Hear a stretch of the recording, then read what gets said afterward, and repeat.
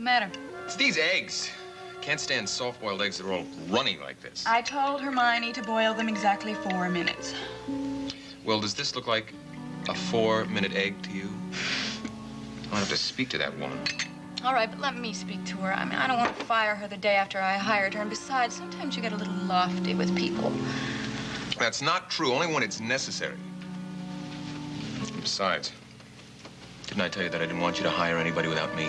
If I left it up to you, you would hire 2 blonde chorus girls to do the cooking and cleaning, and they would be in stiletto heels and mini skirts. Well, at least I would hire them on the basis of their experience and ability to do the job. Where did you happen to find these 2 paragons of domestic help? I found Hermione at the employment agency, and you know where I got Bobby. She was a good waitress at Sid's Tavern. Oh, well, that really is quite a recommendation, isn't it? Besides, I found a very drab quality about her that appealed to me. Now, I think I'm going to have to teach her to stand around the table because I want some coffee and I want it now! You can't very well scream for the woman, Raven. Why don't you get one of those little dinner bells that you can tinkle on? That's a good idea. Right now, I'm going to have to go check on the kitchen, and I hope that our little drab maid will learn that she has to be more attentive. She may be more than that, my darling. She may be a drab little spy.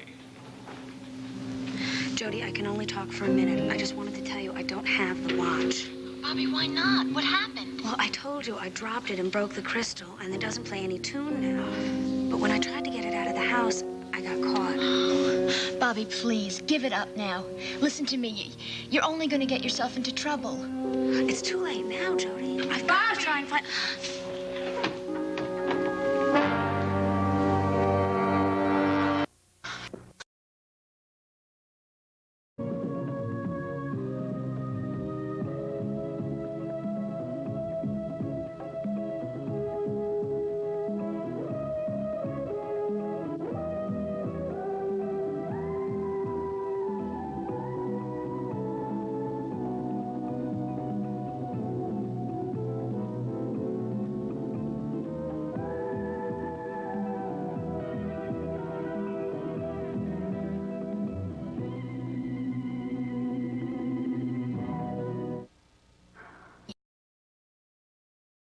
A boyfriend? No, a girlfriend. I gotta go now, Irma. Well, excuse me for intruding on your personal life, but we do need you in the dining room. Yes, ma'am. Sorry to keep you waiting.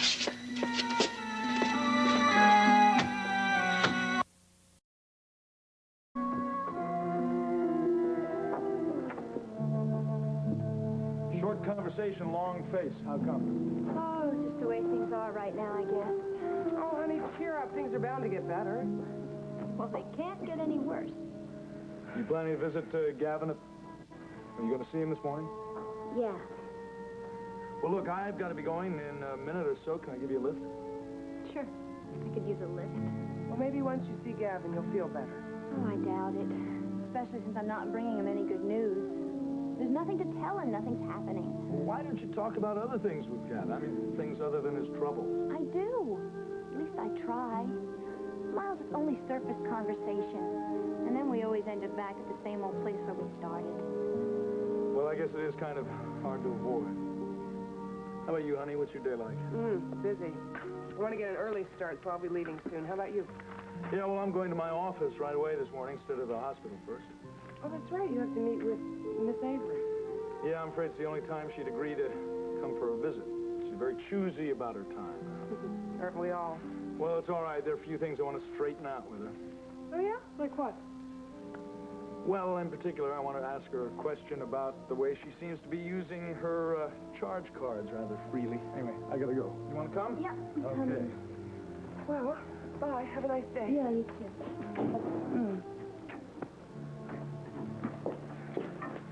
Maybe you can call me. How about noon? It'd be great. Okay. Bye-bye. Jody, chin up. I'm trying.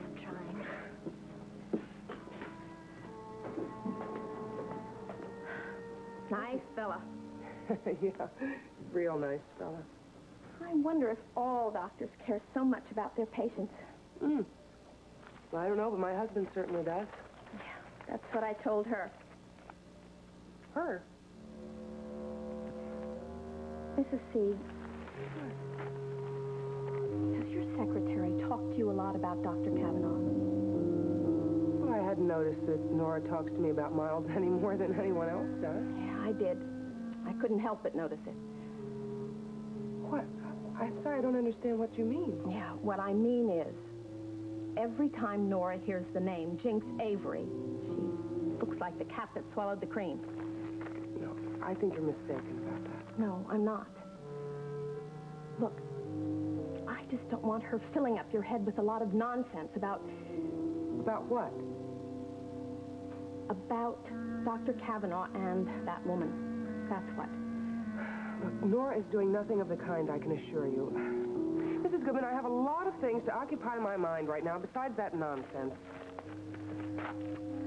Well, I'm sorry to have brought up something so unpleasant. I'll just clear away these dishes.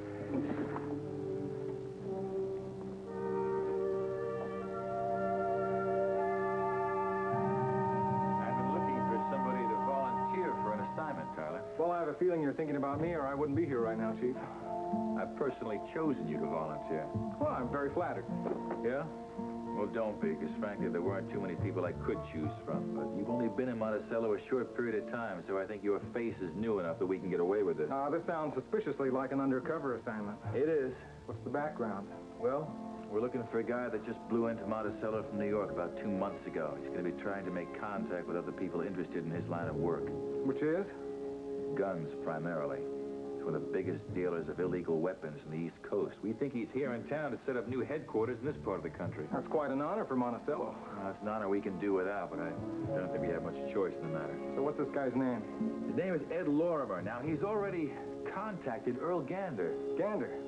He used to be a stool pigeon for us? Well, he still is. That's how come we know about Lorimer. All right, so how do I fit into all this? Well, we've persuaded Earl Gander to leave town for a while. Oh, persuaded, huh? Well, friendly, but definitely. The point being, Ed Lorimer has never met Earl Gander. So you want me to take Gander's identity while he's on vacation and find out what Lorimer is up to? Thank you. Oh, New York wants to know just why he left town so suddenly. Why, they think he's into something besides running illegal guns? They think he's committed murder. Yeah? Excuse me, Chief. I'd just like to look at some photos. Okay, I'll be through in a second if you'll just wait. So you finished with me, Chief? Well, I want you to think about that. I don't want you to make any snap decisions. All kidding aside, this is a voluntary assignment. It carries hazardous duty pay, if you understand. I understand completely. So, how's the picture-taking business, Sam? Picturesque. Another crack like that and I'll break your nose. Let's see those pictures. Took us nearly 20 minutes to get an ordinary headshot. No? You must have had some fun taking these pictures. Yeah, well, personally, I never had so much fun taking mugshots. But then, most criminals aren't that beautiful.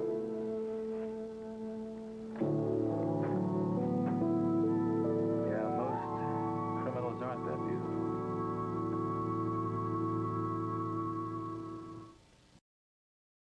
Mrs. Whitney? Yes, Bobby, and I would like to not have to ask for it twice. Yes, ma'am. Good morning, all. Good morning. Morning, Geraldine. What would you like for breakfast? Oh, just tea and toast is fine for me, Bobby. Thank you. Yes, ma'am. Well, the atmosphere at this table is decidedly frigid this morning. Why? These eggs. Is that all that's upsetting the domestic tranquility this morning? No, that's not the only reason that this morning is not starting off well. Yes, my husband is being an old grump about the new servants. Personally, I think he's irritated because he had no say in hiring them, even though I had no say in hiring Spencer Varney. That was different. Geraldine, don't you agree that the new cook should be given every chance? After all, good cooks are so hard to come by. At the risk of taking sides, yes, I do agree. A good cook is worth her weight in gold. Well, Geraldine, at the price of gold these days, I think that's a bit excessive, especially with this particular cook. Skylar, the subject is getting very boring. And then perhaps I'd better change the subject. Raven, you remember our conversation about Fowler Yes, I do. It started me thinking about Fowler again.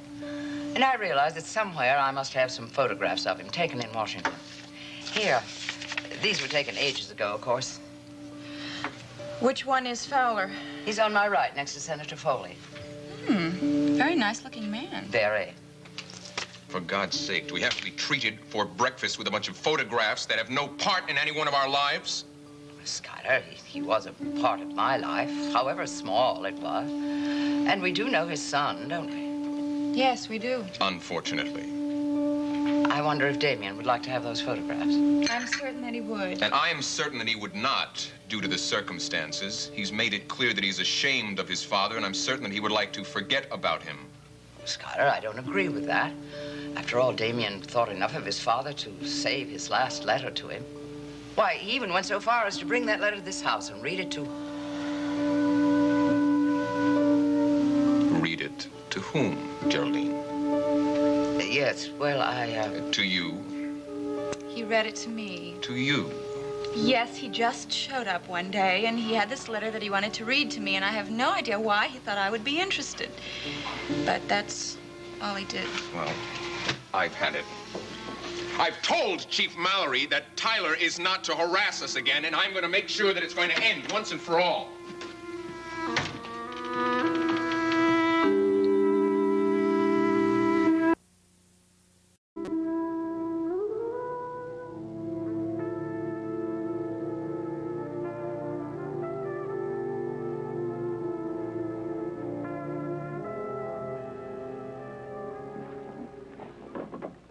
Yes. Oh, he is, huh? Well, that's too bad for Mr. Whitney. Now, wait a second. Wait a second. No. Put him on. Yes, Mr. Whitney.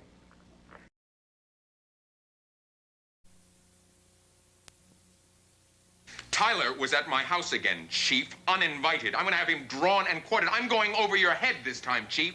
I'm going to the commissioner or the mayor, maybe. Now, wait a second. That won't be necessary. That won't be necessary. This may come as a surprise to you, but I agree with you. In fact, I'm going to have Tyler suspended.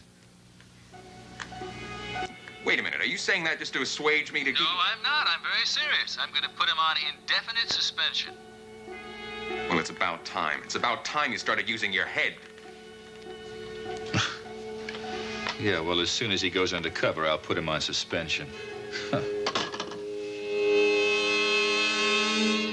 Raven, dear. And here's the memo from Mrs. Saxon. Thanks, Patty. Oh, it's a report on viewer phone calls over the last 24 hours. Oh, great. Oh, look how wonderful. All this positive response to Nancy's return to the newsroom. I knew it would be a plus for the station, and she seems to be enjoying herself so much.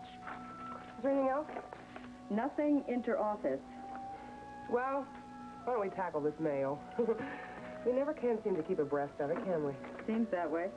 I think it's wonderful. You know, it's phone calls and mail. That's the only way we have to know whether the people like us or not. And the fact that they actually take the time to write in, it proves that they really care, for better or worse. This lady wants to know if TV makeup hurts your face. Tell her no, but if she saw me without it, she'd be in great pain herself. Uh-oh. What? This one seems very irate. Uh-oh. My dear Miss Drake, first of all, I think you should change your hairstyle. And second, I want to say I think it's wrong of you to call yourself Nicole Drake on the air when you're a married woman. Why don't you use your married name of Kavanaugh? Or don't you want to admit to the public you're married? Maybe it's because you've got one of those open marriages where the husband and wife are so independent of each other they're allowed to do anything at all separately. Oh, dear. Anyway, I think it's shameful. Because most of all, by using your maiden name, it looks like you're boasting about your independence. I'm sure not ashamed to sign myself, Mrs. Bill Larson. P.S. I hear you've been made head of the news department. Congratulations. Thanks. Well, she's a lady with very definite opinions, isn't she? Certainly is. Nora, take this down. Dear Mrs. Larson, Please know how much I appreciated your recent letter. And in response to your interesting comments about the use of my name, Drake is actually my widowed name. I use it professionally simply because that's the only name I've ever used on the air. And changing it when I married Dr. Kavanaugh might have proven confusing to some of my viewers. Please be assured that I value my marriage above all things. And I truly feel that it isn't the matching name which makes a marriage, but the matching love and respect. Sincerely yours, etc., etc., etc. That's a very nice sentiment, Mrs. Kavanaugh. It's a true sentiment. Well, why don't you type that up? I'll get back to some of this other mail.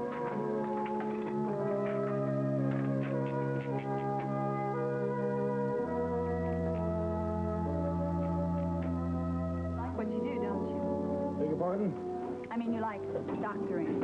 Yes, I do. But you're not particularly fond of this case, are you? It's a little messy, isn't it? I wouldn't use that word. Well, you seem so intent on my file, Dr. Kavanaugh. Tell me, are you looking for the miracle? They're not unheard of, Jinx. Well, then maybe you found it in my file. Is it there? Has the miracle happened? My disease suddenly disappear? I'm afraid I can't say that, no. What a pity. Well, I'm sure you didn't bring me here today to give me a talk on miracles, did you? No, I didn't. Well, then, it's either my behavior or my morale that interests you. A little bit of each, actually. Well, let's start with morale. Shall we begin with chin up or press on? Jinx, you know, having this kind of a conversation in this situation... Doctor, what is it? I know, you're trying to give my morale a little boost so I won't return to my life of crime. By the way, has Chief Mallory forgiven me for my little prank? Oh, I think his actions show his forgiveness, don't they? It was so delicious, making him think that I'd stolen that bracelet again. For the rest of my life, I'll never forget his face. Jinx, I wanted to talk to you about that bracelet. You seem to have the mistaken idea that you can charge anything you want now because you may not have to pay for it. It's the wrong way to look at things, really. I don't agree. Charge and take has become my new philosophy of life. And why not? I may not pass this way again. Charge and take, huh? That's wrong. You're running a very heavy risk. Oh, yeah, that's right. I am running a big risk, aren't I? I just might have the bad luck to get cured suddenly, and then there I'd be with all those bills. Well, I'm going to take the chance, Doctor. And in the meantime, I'm going to charge and take all the things I've ever wanted. Jinx, what you are doing is a form of stealing. Now, you must know that. I'm not really concerned with ethics at this point. And the only way you can stop me is to tell people the truth, that I'm going to die. Now, I know you wouldn't do that, because you made a solemn promise, didn't you? Yes, I did. And it still goes, doesn't it? Still goes. Well, then, you'll have to excuse me. I have a lot to do. Really? Such as what? Shopping. Winter is coming, and I've always wanted a mink coat. I hear they keep you warm.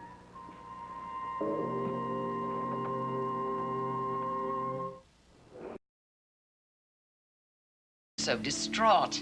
It isn't quite the end of the world, you know. Just might be. Oh, I am so deeply sorry. You told me specifically not to mention Damien's visit here. And it just slipped out. I'm absolutely furious with myself. I just wish a big hole would open up so I could jump in it. Well, if it had, I'd have jumped right in beside you. I guess it couldn't be helped. Anyway, I think I will get dressed and get out of here before Sky blows the roof off. Yes, I should be going too. Will there be anything else, Mrs. Whitney? No, I'm just going to get dressed. Mrs. Saxon? No more, dear, thank you. I think you can start clearing now, if you like. Yes, ma'am.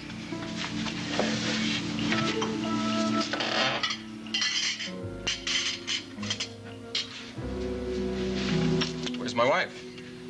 She's gone upstairs to dress, Mr. Whitney. Oh. Will there be anything else? Yes, I'd like some more coffee, please. Thank you. Oh, is that all? No, sit down. You can join me. I couldn't do that, Mr. Whitney. It wouldn't be proper.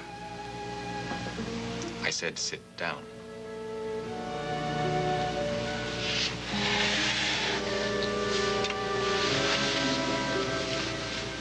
And now you can tell me the truth about you and Gavin Wiley.